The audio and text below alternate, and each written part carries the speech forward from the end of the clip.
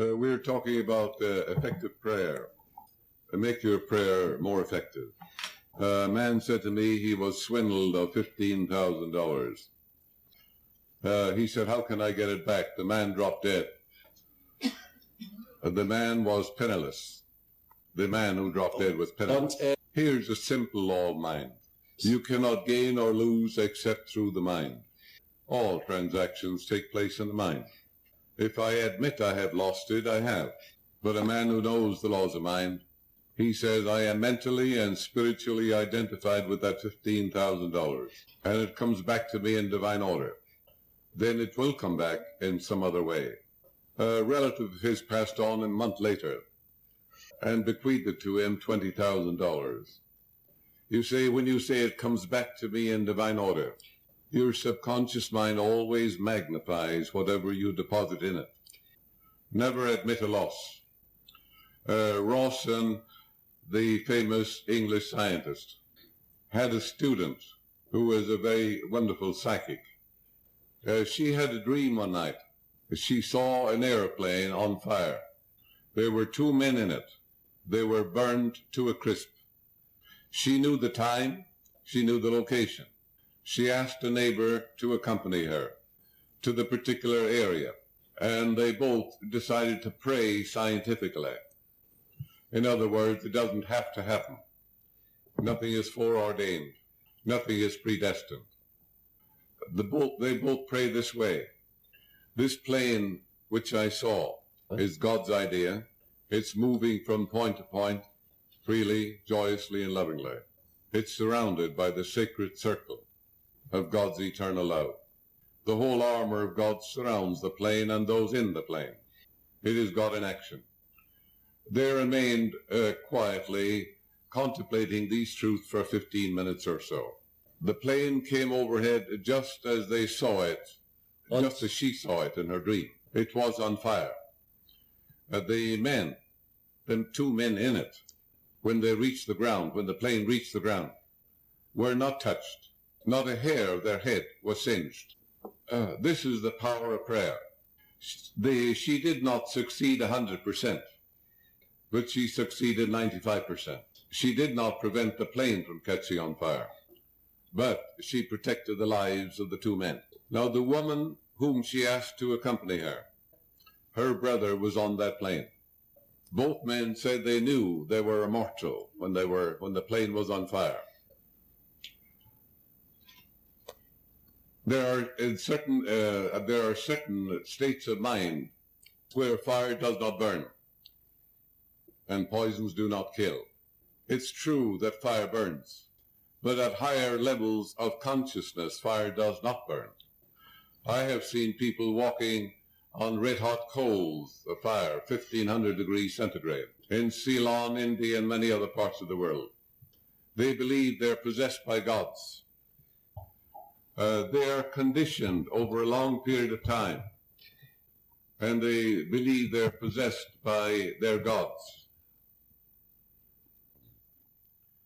The soldier in Vietnam phoned his mother, telling her that the doctor said his foot would have to be amputated. She said, wait until the morning.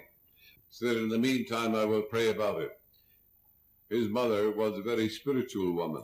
This is called absent prayer. There is no absence in the one present. There is no time or space in the mind principle. His mother prayed this way. She said, my son in Saigon is known in divine mind. The surgeons are God's men, and God is guiding them to do the right thing. The healing presence of the living God flows through my boy, vitalizing, healing, restoring, transforming his whole being. His body is God's body. His life is God's life. And the infinite healing presence, which made him from a cell, is now making him whole and perfect. And the healing love of God saturates his whole being. And God in the midst of him is healing him now. She went over this quietly in her mind. You use no effort in prayer. Prayer is effortless effort. You cannot add power to omnipotence. Prayer is like painting a beautiful scene on the wings of a butterfly. She knew it's impossible for her prayer to fail. That is the meaning of be careful about nothing. It does not mean negligence or carelessness. It means I know the sun will rise in the morning, the stars will come to the sky, that it's impossible for my prayer to fail. When you have a divine indifference, your prayer is always answered. Because you know the seed will grow after its kind. This is why the Bible says, the prayer of faith shall save the sick, and the Lord shall raise him up. The doctor came in the morning to see this boy. The gangrenous foot was perfectly normal. His mother's prayer healed him. You can do the same. You can help another person. He can be 10,000 miles away. It makes no difference. The subjective of you is timeless and spaceless.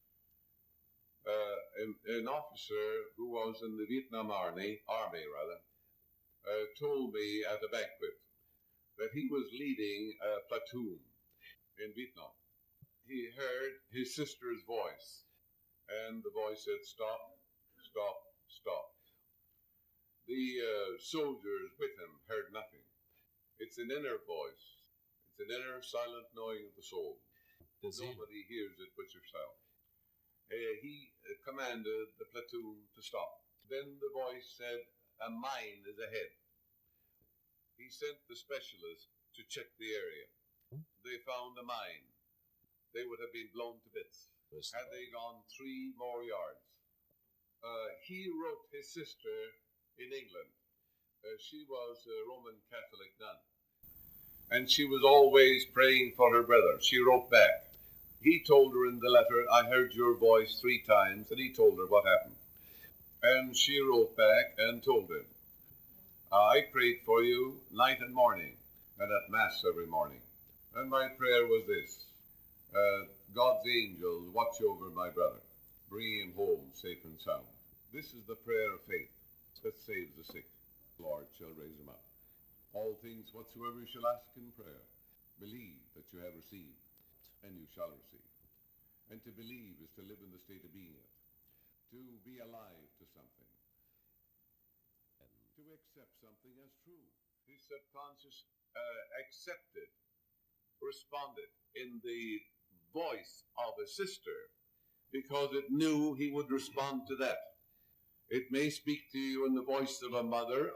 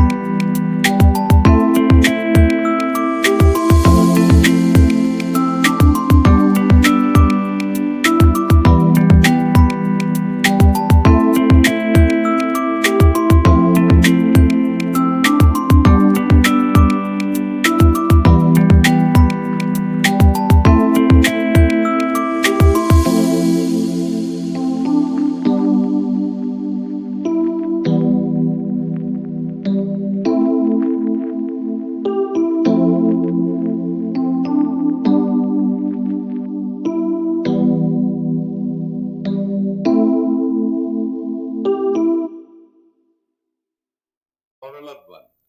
Never in a voice you distrust. The subjective is all wise. It knows all and sees all. It's the ever-living one, the all-wise one, the all-knowing one, the one alone who lives in the hearts of all men. Another instance of absent prayer. A colonel in the United States Army told me that he was on a jeep reconnaissance trip, and he heard the voice of his mother saying, "Stop the car immediately." The officer with him said, "What's wrong?" He said, "I have to examine the car." He said, "I heard my mother's voice, and she said to stop." He said, "I heard nothing." He got out of the car. The wheel on the right side was loose.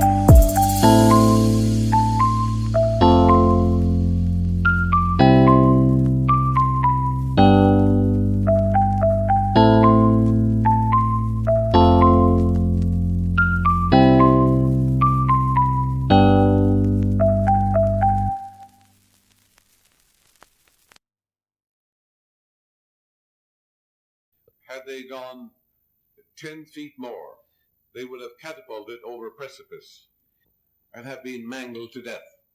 His mother was praying for him. She was always saying, "He's surrounded by the sacred circle of God's eternal love." The subconscious mind projects a voice that you will listen to. This is how you can protect another person at time of war or danger or in travel. The other person does not have to believe. The other person could be an atheist. There are atheists, for example, who go to Lourdes and to other shrines throughout the world. And you might be amazed to know they have miraculous healings. They tell you point blank they don't believe a word of what the priest or the minister or the rabbi says. They have no religious beliefs of any kind. In other words, they don't recognize a supreme intelligence. In reality, there is no such thing as an atheist, because he's always using what he's denying. He's always using his mind. He's using this intelligence within him to solve problems. He's using this power to walk and to talk. The real atheist is a person. Christianity is full of them. An atheist is a person who doubts and questions the goodness of God in the land of the living. An atheist is a person who thinks that the will of God for him or her is something downright unpleasant. That's the real atheist. Now you might say, how is it and why are these people who go to these shrines and religious meetings have a healing? An atheist may be here in this audience, and he may walk out healed. Why? He's looking for healing. He's going to a doctor, a psychiatrist, a chiropractor. The man is looking for healing. He's open and receptive.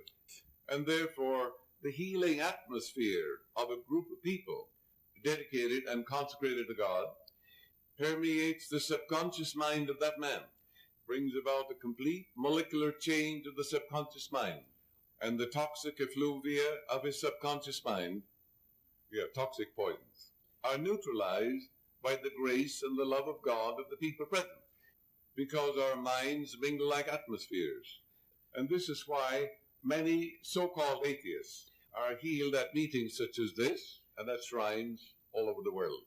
You see, when you go to Shinto shrines, Buddhistic shrines, or Christian shrines, there are thousands of people that go there every day, and they pray that everyone who comes to that shrine are miraculously healed by the power of God. That's why when they go into that atmosphere, it impinges on the receptive media of their mind, and they have a miraculous healing. But always remember, they are looking for a healing. Receptivity is essential. They don't have to have faith in any religion. God is no respecter of persons. An atheist, a so-called atheist, can get an answer to his prayer just the same as you can. The God presence is absolutely impersonal. The sun shines on the just and the unjust. The rain falls on the good and the evil. And all men may touch the God presence. And the murderer can be changed in the twinkling of an eye. Paul tells us that you can be changed in the twinkling of an eye. A mother in Los Angeles sound asleep upon the bed. She sees in her dream her daughter raped and choked.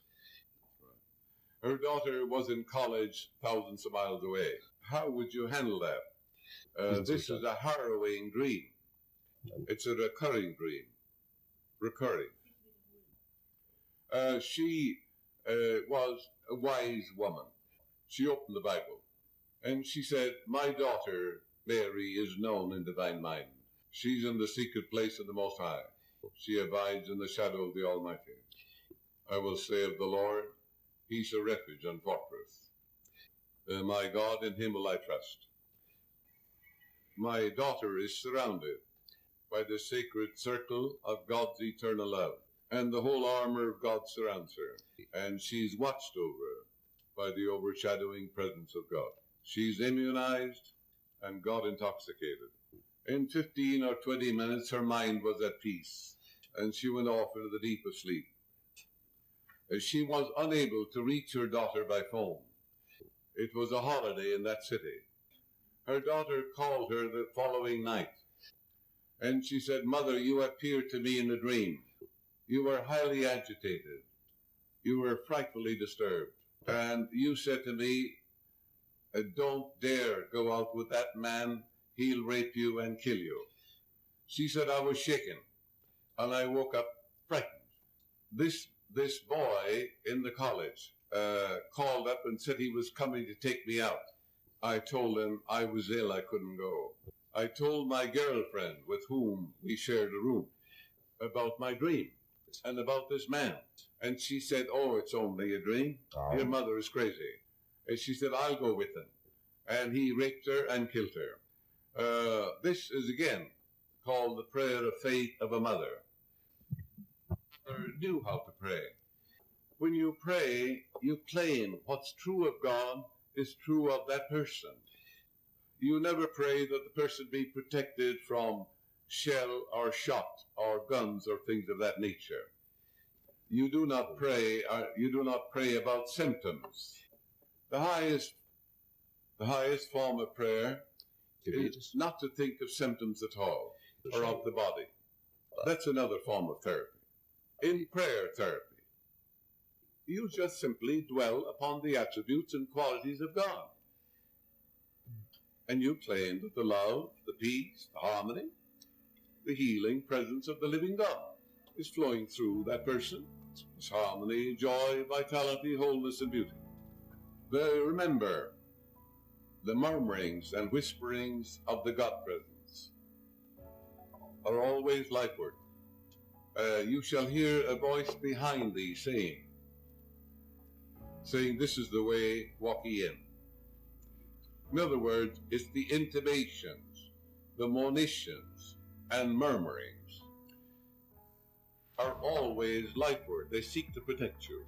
God speaks in peace, not in confusion.